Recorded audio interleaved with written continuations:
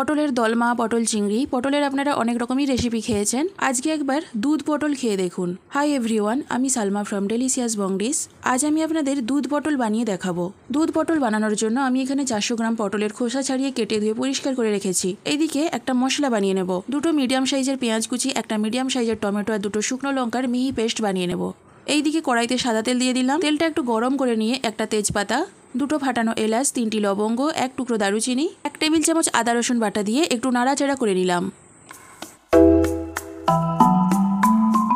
এরপর কেটে রাখা পটলগুলো দিয়ে একটু নুন আর একটু হলুদ গুঁড়ো দিয়ে পটলটাকে বেশ কিছুক্ষণ ধরে ভেজে নেব।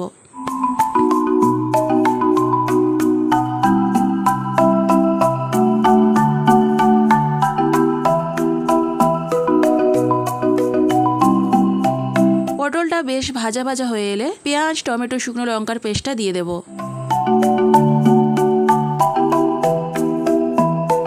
পটলের সঙ্গে মশলাটাকে 2 মিনিট ধরে ভেজে নেব।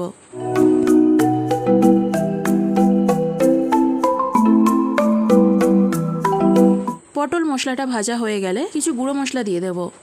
দিয়ে দেবো 1/2 চা চামচ হলুদ গুঁড়ো, 1 চা চামচ কাশ্মীরি লঙ্কার গুঁড়ো, 1/2 চা চামচ ভাজা জিরে গুঁড়ো, 1/2 চা চামচ ধনে গুঁড়ো। মশলাগুলো দিয়ে 3 থেকে 4 মিনিট ধরে বেশ ভালো করে কষিয়ে নেব। একটু একটু পানি দিয়ে মশলাটাকে কষিয়ে নেব।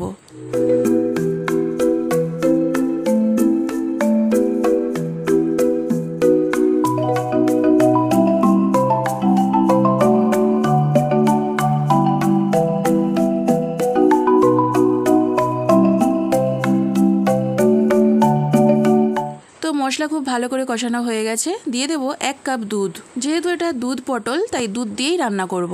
এরপর ঢাকনা দিয়ে 7 থেকে 8 মিনিট রান্না করব। একটা কথা বলে রাখি, অতিরিক্ত বৃষ্টির জন্য আজকের ভিডিওতে নয়েজটা একটু বেশি শোনা যাচ্ছে, তো প্লিজ এটা ইগনোর করুন। ফিরে এলাম 8 মিনিট পর। সব শেষে একটু ধনেপাতা কুচি, টেস্ট ব্যালেন্সের জন্য 1/2 চা চামচ চিনি আর একটু গরম মশলার গুঁড়ো দিয়ে খুব ভালো করে মিশিয়ে নেব। লবণটা চেক করেছিলাম, একটু কম হয়েছিল, তাই আরও একটু লবণ দিয়ে দিলাম।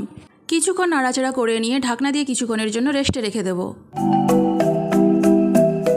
ব্যাস তৈরি হয়ে গেল খুবই সুস্বাদু দুধ পটল। গরম গরম ভাত, রুটি বা পরোটার সঙ্গে এটা খেতে খুবই ভালো লাগে। বাড়িতে অবশ্যই বানাবেন। আজ এই পর্যন্ত, দেখা হবে পরবর্তী কোনো রেসিপি নিয়ে। সকলেই খুব ভালো থাকবেন, সুস্থ থাকবেন।